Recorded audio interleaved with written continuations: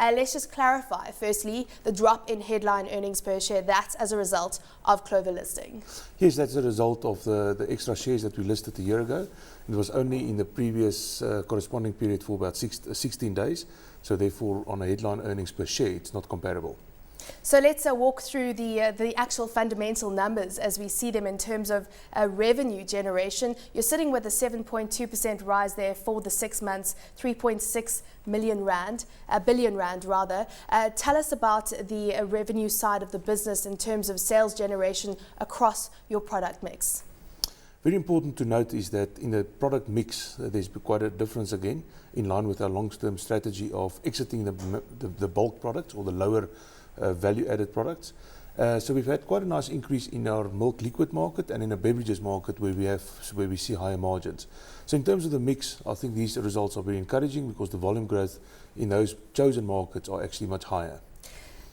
Disappointing though for some analysts though. Was this a disappointing number in terms of overall revenue growth? No, not at all. If you look at the previous half year, it was quite a high previous half year that we're comparing it with. But specifically looking at the product mix, that is where it's important. So we've promised the market that we will be exiting bulk products over time, and that's what we've done. So there was a 16% decline in the bulk products. In terms of profit, operating profit, Cielo Blue has not kicked in yet, so we haven't seen any of those benefits. And a lot of expenditure associated with that, of the benefits we'll see later on. And then of course we've had a relaunch of our brand. The whole brand world has changed and a new logo. And those are benefits that we'll only see much later in the year. So we're quite satisfied with the results. You've mentioned operating profit, of course, and when you look at your commentary, the key focus is really on cost inflation and being able to manage that. As you say, Cielo Blue has not kicked in yet. So in the meantime, what are you sitting at in terms of input cost inflation? The first quarter of our half year was quite tough. The second quarter was much easier. But there was a lot of input cost pressure, not only on ourselves, but also on the producers, which we couldn't pass on to the market because that is in the high milk flow season. We've passed that on subsequently, both the costs relief to the producers, 60 cents or 20% price increase in milk, as well as to the consumers. And that's been well received because milk has been in a deflationary environment for the last 3 years. So we're quite confident that we'll get the extra cost back from the consumer, and there's always a bit of a lead and lag. So we feel that the momentum that we've picked up in the last quarter would continue going forward for the next 6 months. Tell us about the contracts that you've entered into with the farmers, because of course cost inflation is something that affects everyone on the supply chain, right from the farm and the actual source of the dairy product. What type of contracts have you entered into with farmers in order to mitigate the impact that higher costs are having on their business? We've got a quota system, quite unique, the only one in the country that's got that, which is very similar to the New Zealand Dairy Board or the Fonterra system, where they've got a perpetual right to supply us with milk, 75% roughly of their requirements or of their production. So we can buy 25% based on the open market. So Clover doesn't take any volume or price risk. So we must pay a competitive price, otherwise we won't have milk. But we do analysis on a monthly basis in terms of where the cost input is for the producers. So we make sure that we don't underpay them, because if we underpay them, we'll know that there will be a shortage coming, or if you overpay them, you'll overstimulate the market.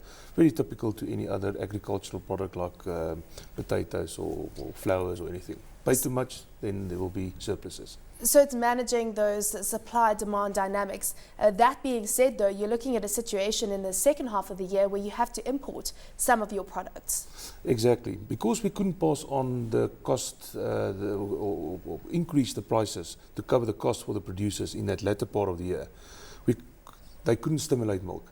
So we might find ourselves in a short period towards the end of the winter that the country will face a bit of a shortage, because there's a lead and lag. The prices haven't increased sufficiently early enough. Okay, in that case, we will do it, but then it will be a short-term thing, and then it will rectify itself in the next year. So we're not going to be looking at a situation where we run out of milk on our local supermarket shelf? Not as long as Clover's around, no. Okay, so let's talk about longer-term products that you have in the pipeline right now. Cielo Blue is seen as a key product in terms of improving efficiency of Clover. Just give us an update on that project. We've got the two legs, the distribution leg and the production leg. The distribution is well on time and within the budget that we've set aside, except for Queensborough, that's a little bit late because we've changed the way that we're going to do things. We've got to blow the mountain away and place our warehouse there. But overall, the timelines will be met. Production, all the timelines have been met. The civil work has been done and the machines are busy being transported down to the coast. So everything is still according to plan there. So when are we going to start seeing the impact of this project on your bottom line basically and on your margins, because that is what it's all about? Absolutely. No, we've seen 16 million already from the Clover expansion. The machines are being commissioned March, April, May up till November. So part of it will be in this year, part of it in next year, but the whole project ends the end of 2013, so it's another 18 months roughly. Then all the benefits will flow through. You've got a gross profit margin sitting at 27.6%, a slight improvement there. Are you targeting margins right now with regards to the new projects that you're bringing online to improve efficiency? We're not targeting gross margin, we're targeting operating margin. And there's no reason why operating margin shouldn't increase with the efficiency that we bring to the table. But the supply chain is too expensive in South Africa, and that's what we're working on. The effort level of buying milk in South Africa is too high compared to Europe, and that's the whole drive. That's the one part. The other part is we're continuously introducing higher value products, like our iced teas, waters, etc., to make sure that we have a balance between our dairy and our beverages or higher volume products. You mentioned, of course, you're moving away from bulk products. So what type of mix are you ideally looking at when it comes to the non-dairy fluid products and the dairy fluid products? Remember, for us, dairy is very important. Fresh milk is the carrier of all our products. That enables us to penetrate the market and to get to the market on a daily basis. And by adding other products, which we could not have done before because we didn't have access to capital, we already had a mix of about 20% on the beverages side and 80% on the dairy side, but no more, almost nothing bulk products. So the target there would ideally be a 60-40 split, because we can't neglect our market penetration in the milk. Your core market, really, but you're looking to reduce it by 20%. No, we're looking to increase our beverages. You're looking to increase beverages. So just clarify that for us. Yes, yeah. So dairy will grow, our dairy grows between 3 and 5% volume on an annual basis. That must continue to grow, and that will be healthy, but we want to introduce more beverages products on the same platform. So value-added products, Value-added products, basically, yes. Yeah, and what do you need to do that in terms of, is it a marketing, is it Cielo Blue that's coming online, or just more of what you're doing? Or do you need to spend capital on investing in creating the factories, basically, to manufacture these new products? It's both. Remember, our capacities were up to 160% full before Cielo Blue. So the frustrating part is we still have to wait for all of that capacity to be built and completed. Once that's done, we can start introducing other products on the same technical platforms. But the board has approved another 277 million, which brings the total capital approved to 627 million, which is quite big in anybody's terms, in order for us to do these value-added products. Tell us about the competitive environment, because reading your commentary from the previous financial year, you were saying that it's a very competitive environment and that some of your competitors are a lot better at doing business than you, and that is just spelt out in the commentary. Do you feel that that's changing? If you continue to compete on the lower end of the market where there's bulk products, of course that is true. We are about to introduce a new milk that will take the day's shelf life from 12 to 18, a special milk on 30 days.